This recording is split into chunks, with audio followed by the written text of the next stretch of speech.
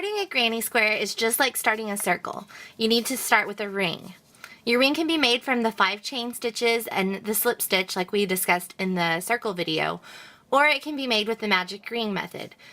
It's whatever you decide, but about 80% of the time I use magic ring because I don't like a big hole in the center of my square, and I just think it looks a little bit better.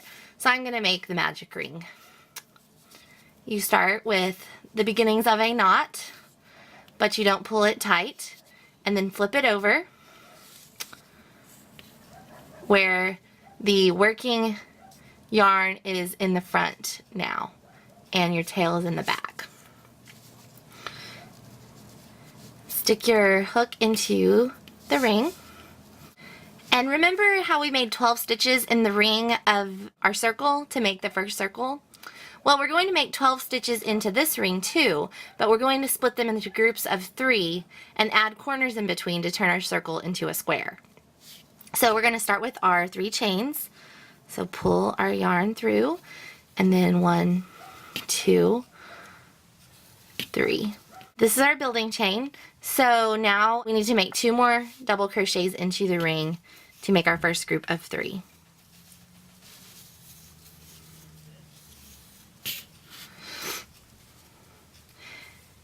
The corners of the granny square varies, but usually sticks to 2 or 3 chains for the corner. If you use 2 chains, your corners will be a little bit more rounded, and if you use 3, they will be a little more square and pointy. I change off which one I like best, but whichever you use, just use the same for all of the rounds of your square and for all of your squares in your afghan. This will help when you connect the squares together to make your blanket. I'm just going to make 3 for my corner for this square. And then you're just going to repeat the side. This is our side, and then this is our corner. So you're going to repeat that until you have 4 sides and 4 corners. So I'm just going to complete that, and I'll meet you at the end. To complete the round, we're just going to make a slip stitch into the top of our building chain like we did on our circle.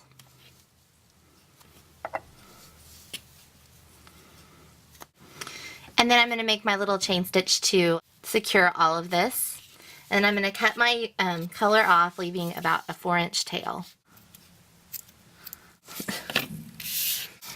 And then we're just going to pull this through.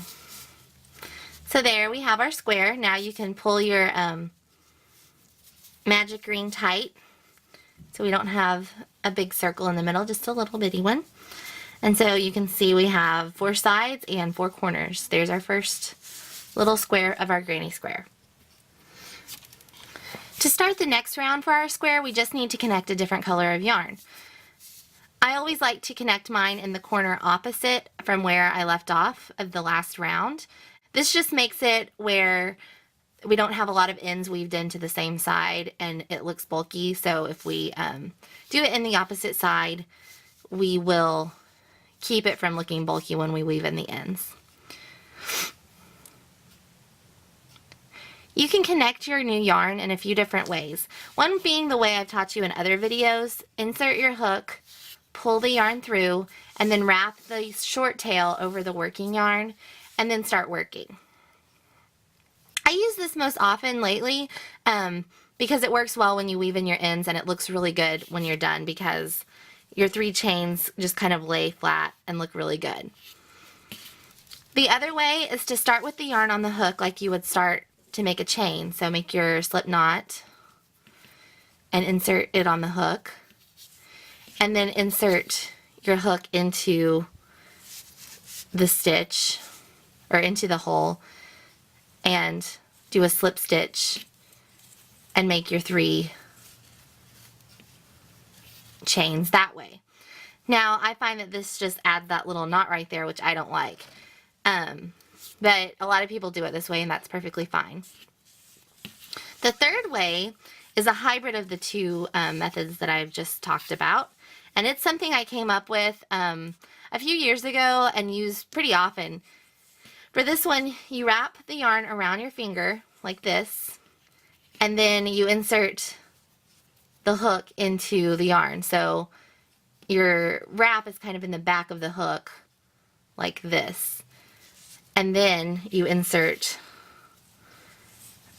your wrapped hook into the space and make the 3 chain stitches. This looks really good. It doesn't have that knot like adding the slip knot does. It has a little one that you can kind of see right here, but it's not really noticeable once you start working. But I really like to just use this other method where you don't see a knot at all. It just kind of looks like the yarn is just kind of starting with a building chain. So it's just whatever you want to use. This method is not as secure as the other ones, but once you start weaving in your ends, it'll be fine. So now we're just going to make 2 double crochets into this corner. I'm going to go over this tail here for just these 2 stitches just to secure it a little bit more while we're working on our square.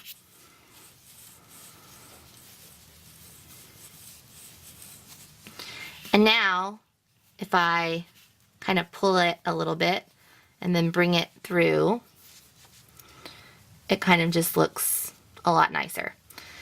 Now I'm not going to work over my end anymore because I like to weave in my ends myself. A lot of people don't. A lot of people just work over this piece until, you know, they've covered it up. But I find that you can still see it, and you can pull this end out, and then your piece isn't secure anymore. Especially if you have kids around, they like to pick these out. So I really like to secure them by weaving in the ends. It doesn't take that much more time, and I think your finished piece will look a lot nicer. So we've done our first group of 3 in this corner. Now we need to finish off the corner, so I'm going to do 3 chain stitches for the corner, and then we're going to do 3 more double crochets in the corner to finish off this corner.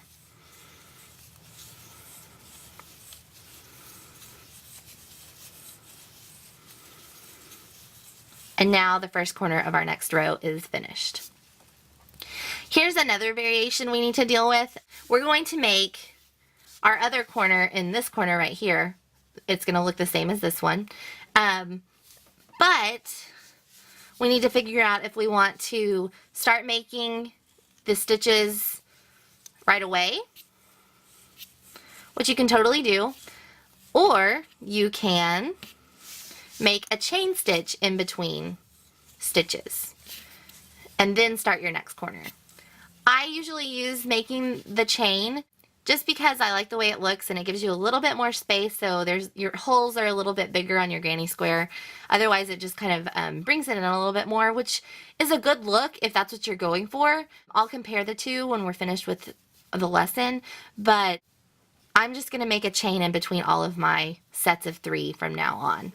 So now we just need to finish off our corner over here. So make 3 double crochets, 3 chains for the corner, and then 3 more double crochets in this corner stitch here. This is one of the greatest things about making granny squares is you don't ever have to crochet into the stitches. You just crochet into these holes that you've made. I think that's one big appeal for beginners. So now you're just going to finish this round by making a chain in between your corners, and then on the corners 3 double crochets, 3 chains, and 3 double crochets. I'm going to finish this round and meet you at the end.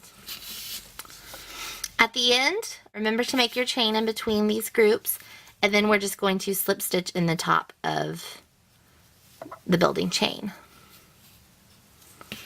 Make your chain to secure the round, and then cut your yarn, leaving a good tail to weave in later.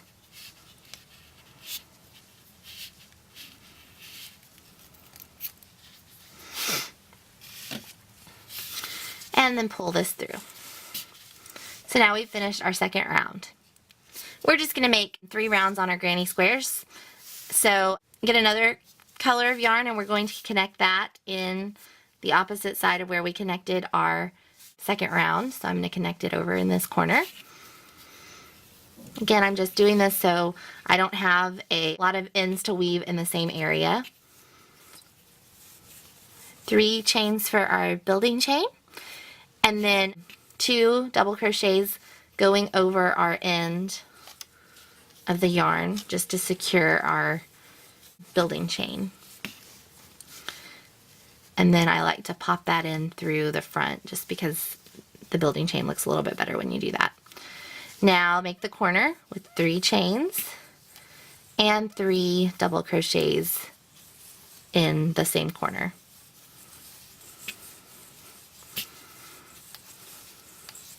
The next place for our group of 3 stitches is where we made the chain 1 space. And it's going to be like this for the rest of our rows. Anytime you see a chain 1 space or a corner, you're going to make a group of 3 or make the corner groups of 3 with 3 chain stitches and 3 stitches. So make your chain 1 and then make 3 stitches into this chain 1 space below. Chain 1 and then make your corner.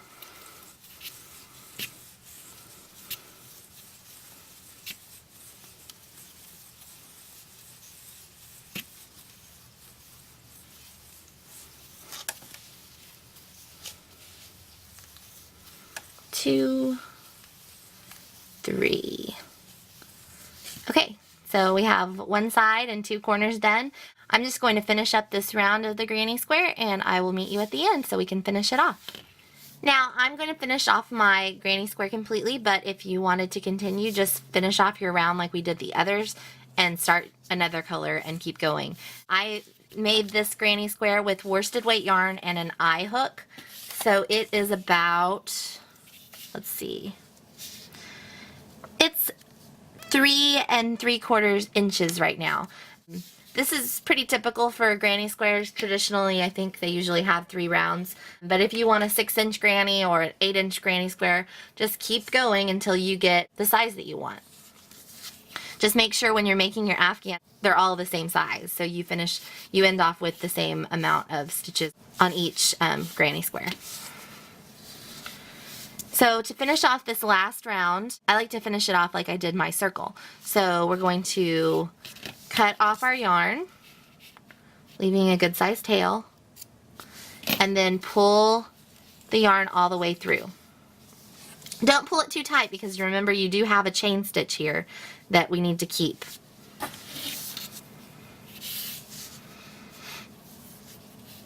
Now use your yarn needle on the end, and then we're just going to make our last invisible join like we did with the circle. So I'll just show you that again just to show you how it looks with the granny square. We're not going into the top of the building chain, we're going to go into the top of this second stitch here. Go underneath both of the V's, and then this one's a little bit different because we're going to go into this chain stitch, not into this stitch over here. So you're only going to go under one side of the V and then pull it until it looks normal. You don't want to pull it too tight because we don't want to tighten up that chain stitch right there. And then when you go to weave in this end, you'll just kind of weave under, not the V. We're not going to go into the V to weave in our ends. We're going to go under this stitch underneath the V. This top row is the hardest one to hide the ends on because you don't have the top of the row to stitch into. So I just kind of do my best to stitch under these little stitches that aren't going to be noticeable from the front of our fabric.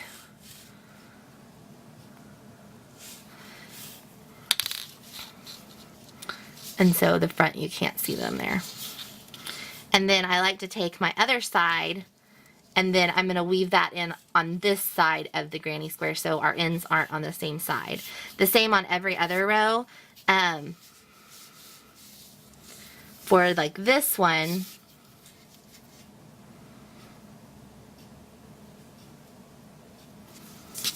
I'm going to weave it under these 3 stitches right here just to hide this little knot that it made whenever we did our chain at the end to secure the round. So see, once we pull that through, you can't see it anymore, which is what you want. You don't want to be able to see where your granny square begins or ends.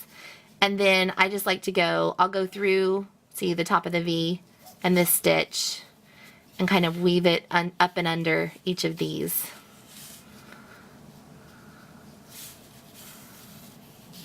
And then before you do the corner, I like to go right under this one right here.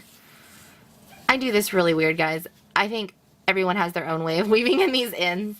I go under these 3 all together, but then whenever I get to this, I like to secure it just a little bit inside the gray, or inside the top of the row that we're doing, just to give it a little extra security.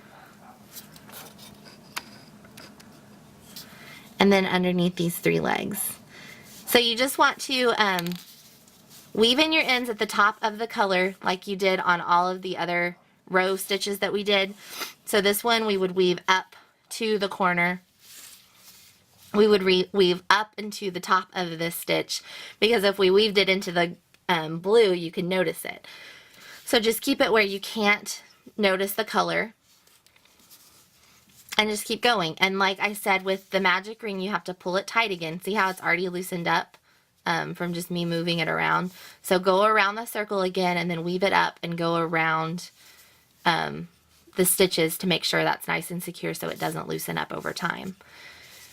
And just make sure when you're weaving in ends, you're going separate ways so that you're not weaving them in at the same place. Also, about a note about weaving in ends, like I said, a lot of people don't like to weave in ends because it takes some time, but I really feel like if you weave in your ends of every square after you finish the square, you won't feel like you're weaving in ends all the time. You can you know, weave in your ends after you finish every square, and then the square's done, and then when you're ready to connect, you can connect them. If you wait until the end to weave in all your ends, it becomes a nightmare, and you don't want to do them all at the same time, because you just feel like, oh, I'm doing nothing but weaving in ends, I'm just ready for this Afghan to be finished. So weave in the ends as you go, and make that a habit, and your granny square blankets will be much more enjoyable and will last for a really long time. I should also note, when you're weaving in your ends, you don't have to weave in all 4 inches of the end that I had you leave. I just had you leave that much so it's easy to hold and weave in the ends. I usually only weave in my end until about the other side of the granny square, and then I cut it off. Here's the ends from the other ones that I cut off. So I left, you know, quite a bit that I didn't weave in. So I just wanted you to know you don't have to weave in all of the ends that you left off, just until you think they're secure. Otherwise, you'll have a lot of bulky ends that you've weaved in. So just weave in just enough. So here's our finished granny square. I've weaved in all of the ends, and it's ready to go. It may not have completely straight edges, and that's fine, because when we connect them together, they'll straighten out and be good. This one, remember, we did 3 chains in the middle, and we did a chain in between each set of 3. And I said you could do it some other ways. So this is a granny square I made with the same colors, and I did 2 chains in each corner, and I didn't do the chain in between each set of 3. And you can see it's much smaller. It's only 3 1/4 inches instead of this one being 3 3/4 inches. So I lost half an inch doing it this way. And it's more compact. See how the circles aren't as big as they are on this one? Each way is completely fine. You can use whichever technique you like best. Sometimes I like the little small compact shape that these make. Also, sometimes the rounded corners are really desirable. This one's going to make pointier corners. You can kind of see there. It just is up to you what you want your granny square to look like. I think that these kind of look more like little flowers, whereas these look like traditional granny squares. So just keep that in mind when you're making them, and choose whichever works best for you.